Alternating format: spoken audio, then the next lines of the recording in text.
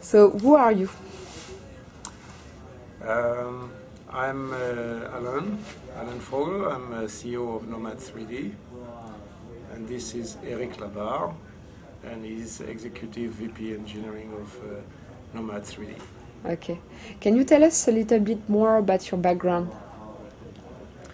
My background is I'm a startupist. I've done two startups in the past. Co-founded two startups, one which was sold to Infineon and one which was sold to Intel.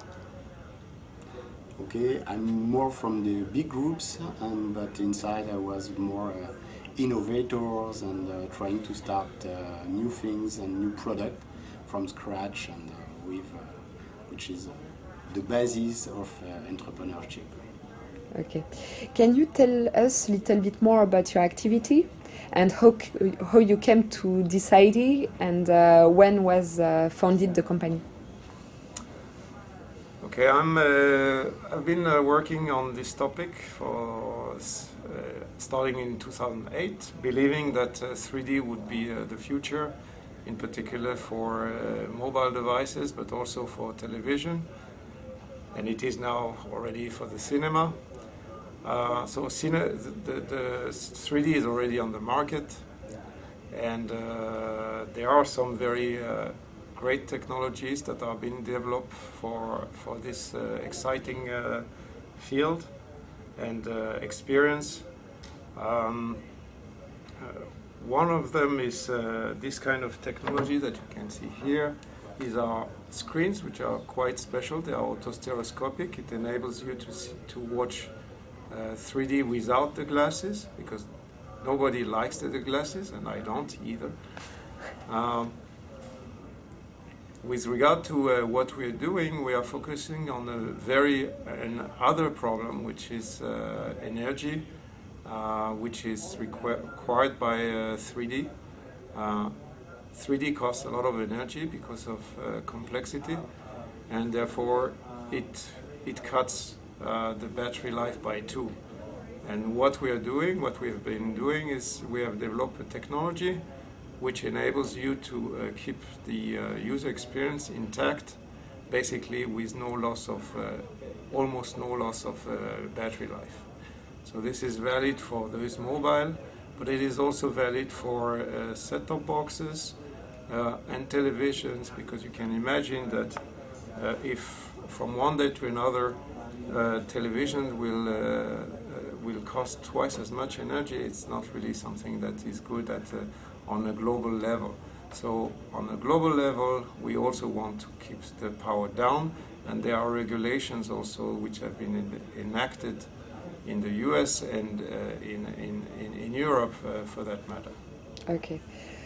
Do we have to buy special device to watch your technology, or can we use 3D everywhere on every device? Well, in the television, already most of the television that you go and buy in the store are 3D enabled, so it's not really a problem. For these tablets, which are stereoscopic, they have a special screen. But this technology is already mature, and there are already smartphones from HTC, LG, and Sharp, which have this kind of screen, enabling you to watch 2D and 3D as well. And we expect that this will grow very fast, and in the next 2 or 3 years, most of the screens will be 3D enabled as well. Okay, so basically you developed first a software that you just have to download to watch 3D, right? First of all, we have to we develop algorithms. So these algorithms are use the physics of 3D in order to be very optimized and lean in energy. And this is the first thing. Second thing is indeed to port the software. So we port it on this type of devices, but we also port it on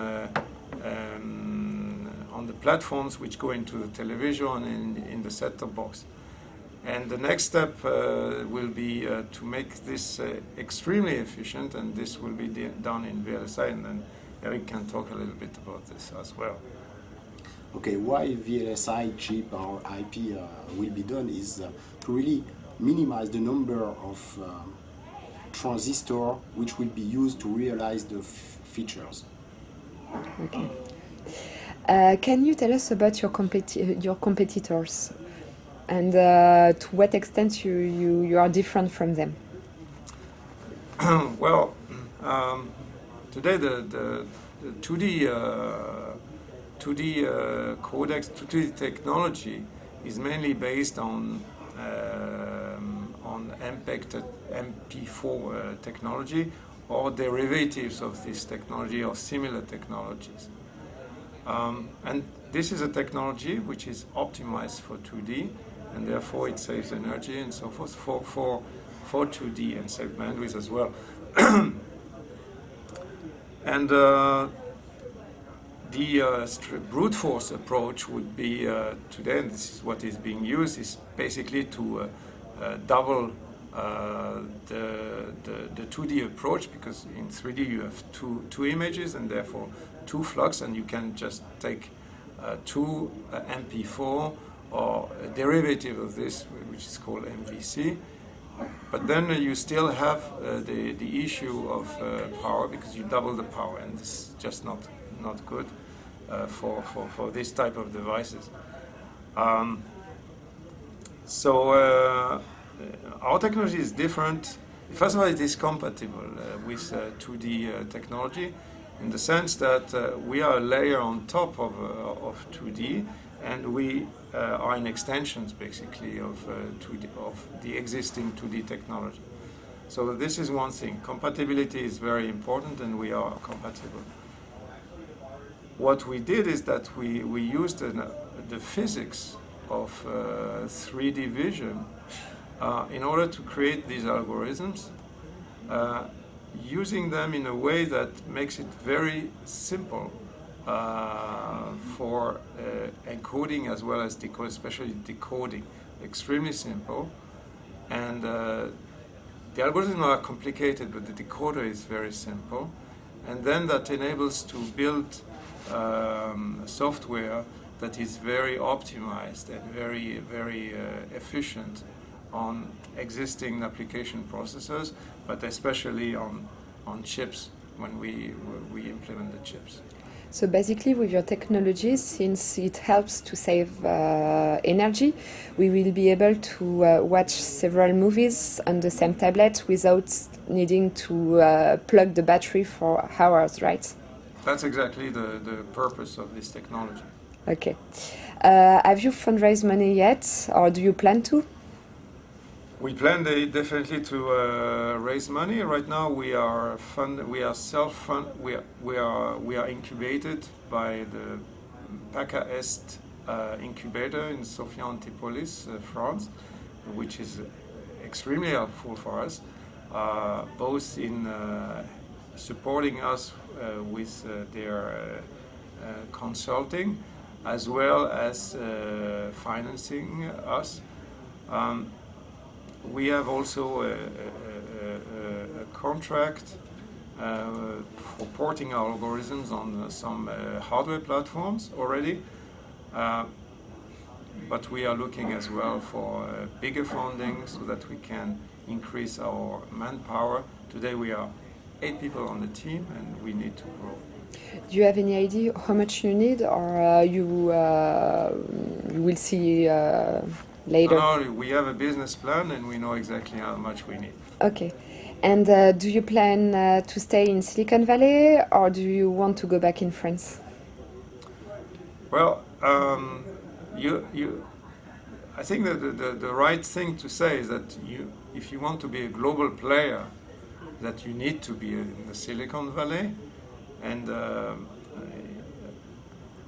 but it doesn't mean that the R&D team that we have developed in France will and also in Switzerland, because we we do have also a subsidiary in Switzerland. It doesn't mean that this will disappear. This will stay where it is. Here we need to have to be present so that we can engage our customers here and also be in contact with the investors.